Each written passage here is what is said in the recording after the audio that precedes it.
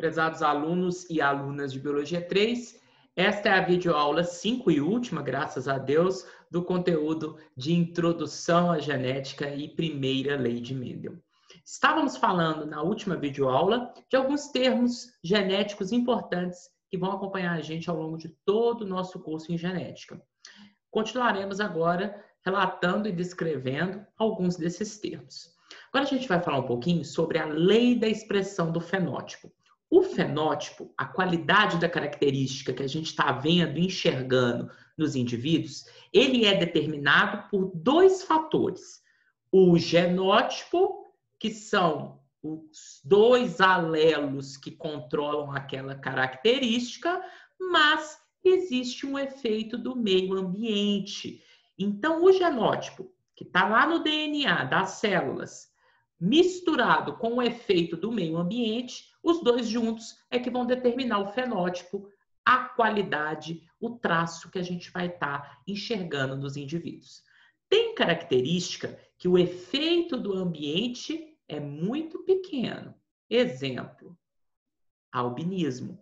O cara que nasce albino, ele nasce com um genótipo que determina o fenótipo albino, não ter pigmentação na pele, não ter melanina na pele, ok? Então, o albinismo, por exemplo, é uma característica que o fenótipo albino é praticamente 100% determinado pelo genótipo e praticamente não tem nenhuma influência do meio ambiente. Mas existem outras características que o efeito do ambiente é extremamente grande e, às vezes, até mais importante do que o efeito do genótipo. E aqui eu vou dar um exemplo, principalmente voltado para os alunos da agropecuária, das turmas da Ludmilla.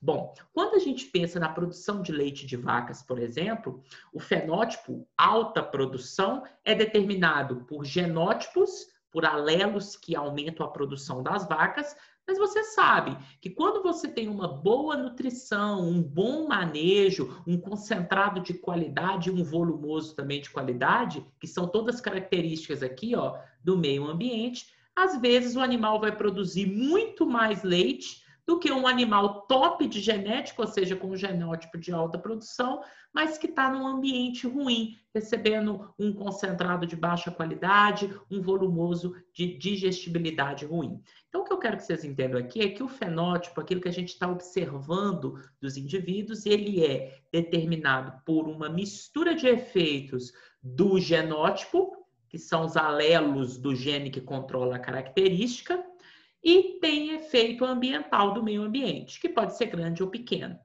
O que eu queria que vocês entendessem dessa lei da expressão do fenótipo é que, às vezes, um mesmo genótipo pode expressar diferentes fenótipos dependendo da interação com o meio ambiente, tá? E aqui eu tenho uma mesma planta, tá? Vejam que essa planta, que ela se chama Ranunculus aquatilis, perdão, todas as células dessa planta têm o mesmo genótipo, os mesmos alelos. Mas vocês podem observar que as folhas submersas, elas têm essa estrutura ramificada, enquanto que as folhas flutuantes, que estão fora da água, elas têm essa estrutura palmada, mais aberta.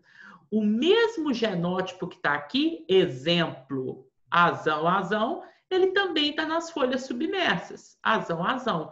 Mas por que o fenótipo é diferente? Ou seja, a qualidade do tipo de folha é diferente? Porque houve uma interação com o meio ambiente. O meio ambiente dessa folha é o meio ambiente aquático, que determinou que ela fosse ramificada, e o meio ambiente dessa folha, que é aéreo, né? Ela está fora da água, determinou que ela fosse mais espalmada, como vocês estão vendo. Então, às vezes, um mesmo genótipo pode produzir fenótipos diferentes devido à interação com o ambiente, tá?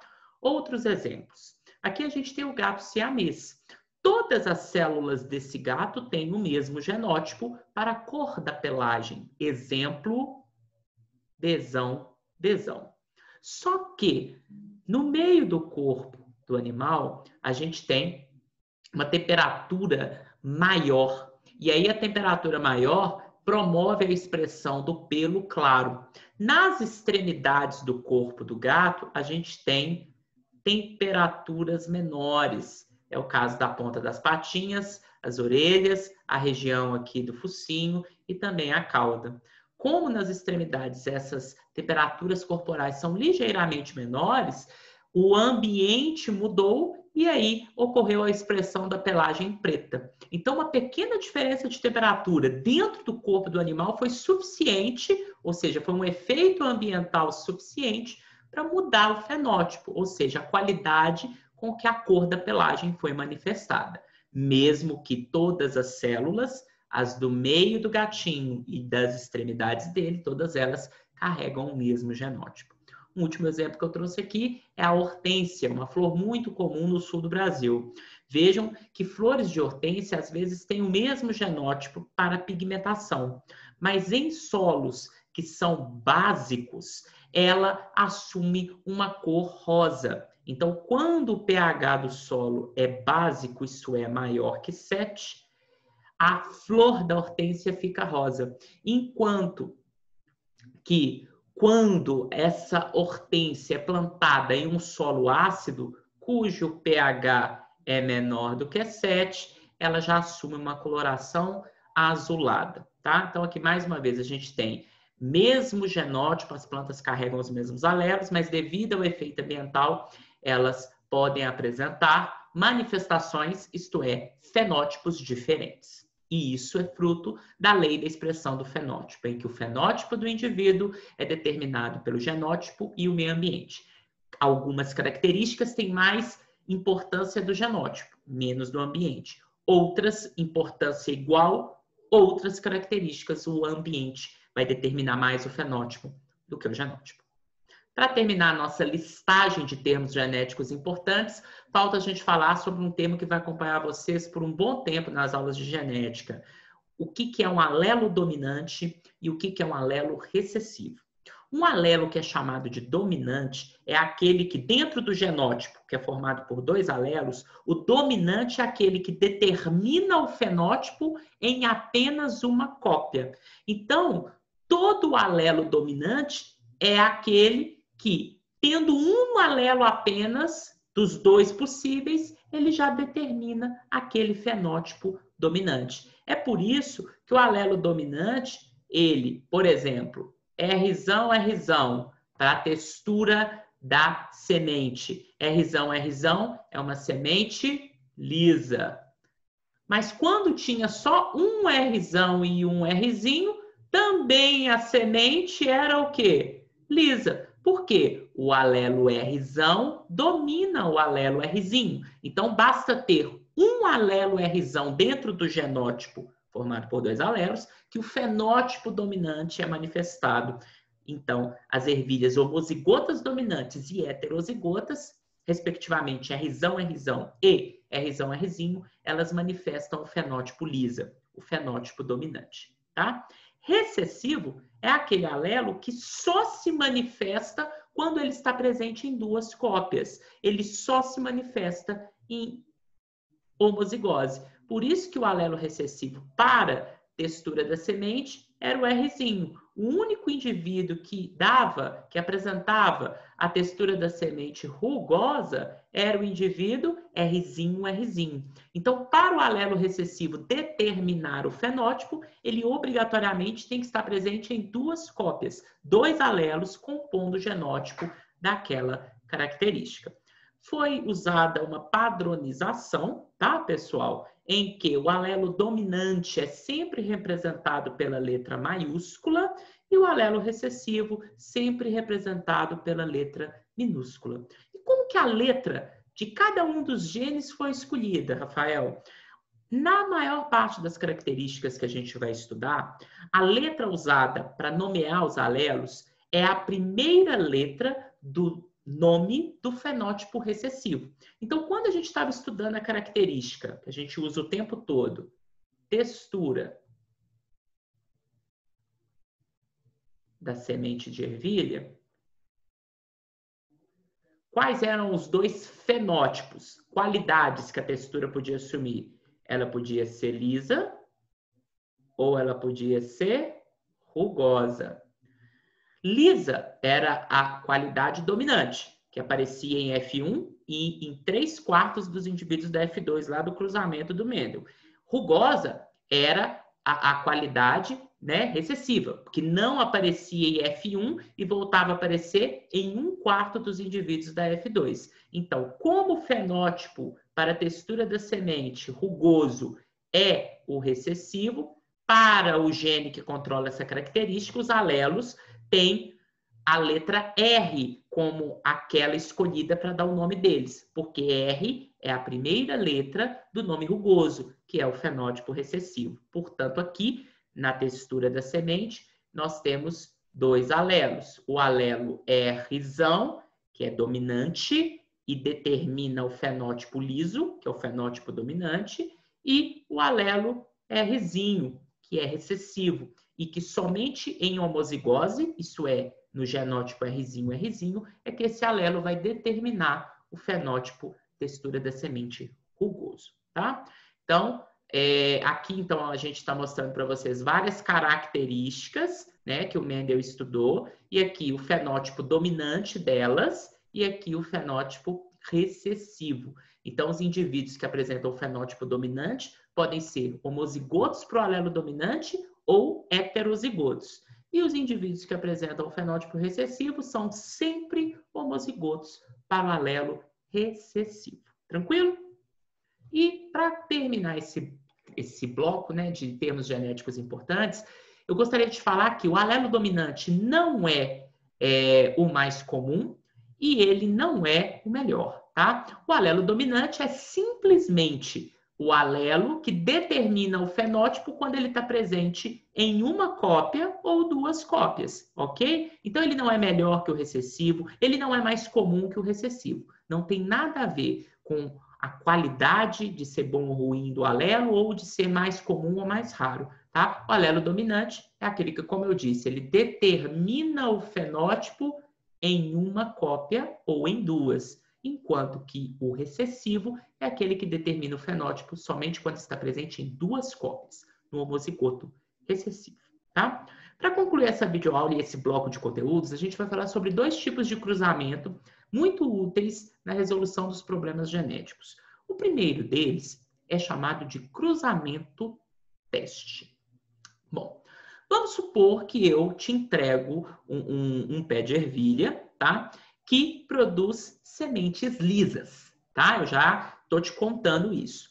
E aí eu pergunto, bom, esse pé de ervilha que produz sementes lisas, ele pode ter quais genótipos?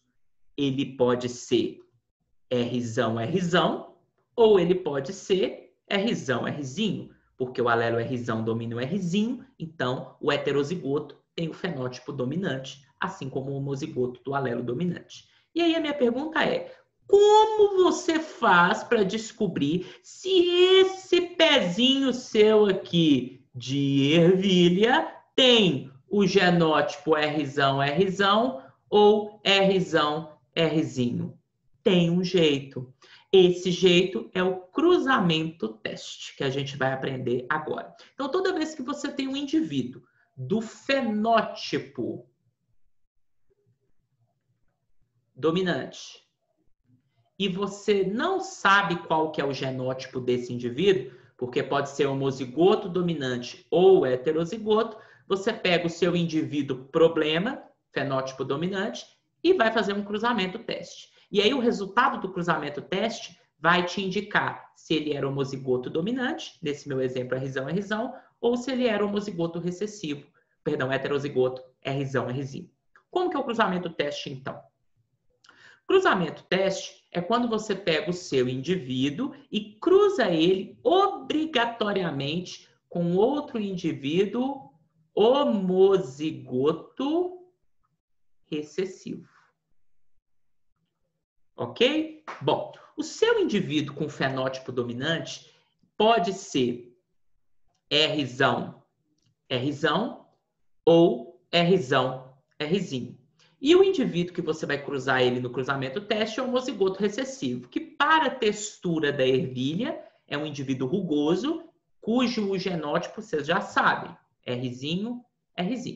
Então você tem seu indivíduo, que é Rzão traço. Por que traço, Rafael? porque o nosso indivíduo problema, ele pode ser Rzão, Rzão ou Rzão, Rzinho. Então, a gente não sabe, a gente põe Rzão traço. Eu sei que ele tem um Rzão, porque ele tem um fenótipo liso, o fenótipo dominante. E no cruzamento teste, nós vamos cruzá-lo com o indivíduo Rzinho, Rzinho, homozigoto recessivo. Se o nosso indivíduo problema for Rzão, Rzão, vocês concordam que o único tipo de gameta que ele produz é gameta contendo Rzão? Porque ele só tem fatores genéticos Rzão, Rzão. Nosso indivíduo homozigoto recessivo, a gente já sabe que ele só produz gametas com Rzinho. Então, se o seu indivíduo problema for Rzão, Rzão, ao cruzá-lo com o indivíduo Rzinho, Rzinho, vão surgir desses dois gametas apenas indivíduos Rzão, Rzinho.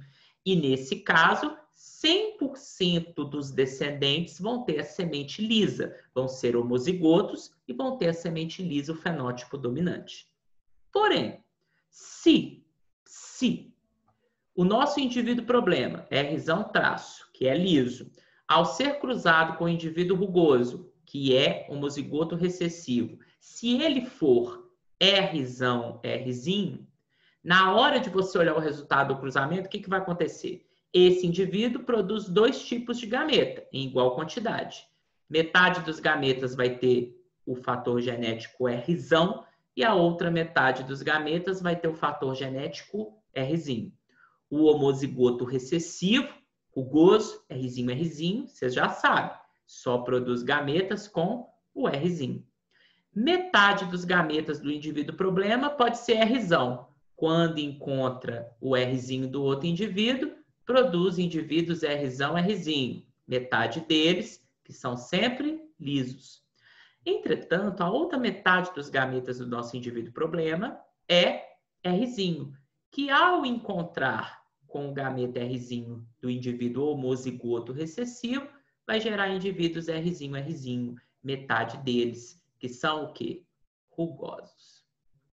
Rafael, não entendi. Presta atenção, gente. O indivíduo problema, a única coisa que você sabe sobre ele é que ele tem o fenótipo dominante, que para a textura da semente é semente lisa. Ele pode ser Rzão, Rzão, ou ele pode ser Rzão, Rzinho.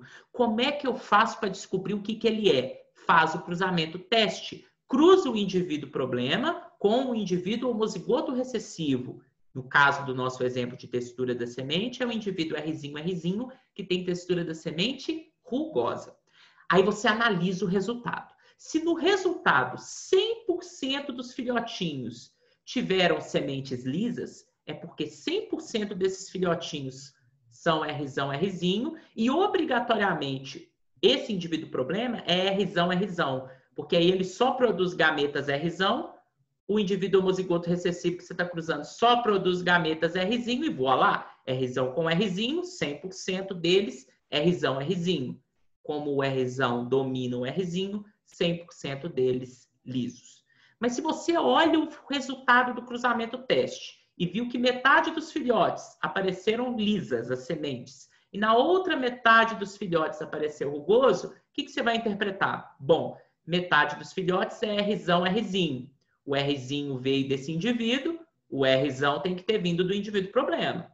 Mas se metade dos nossos filhotinhos são Rzinho, Rzinho, um Rzinho veio do indivíduo homozigoto recessivo e o outro Rzinho, obrigatoriamente, veio do indivíduo problema. Portanto, para que nasçam metade dos filhotes lisos com o fenótipo dominante e metade dos filhotes rugosos com o fenótipo recessivo, obrigatoriamente o seu indivíduo problema ele é heterozigoto. Então, galera, você faz o cruzamento teste e analisa o resultado do cruzamento teste para descobrir o genótipo daquele indivíduo problema, que você sabe que tem um fenótipo dominante, mas que pode ser ou homozigoto dominante ou heterozigoto, tá? Eu vou apagar as anotações e vai aparecer, galera, o mesmo raciocínio, só que de uma maneira bonitinha, tá? Então, aqui a gente tem um raciocínio do resultado, caso o indivíduo problema seja homozigoto dominante,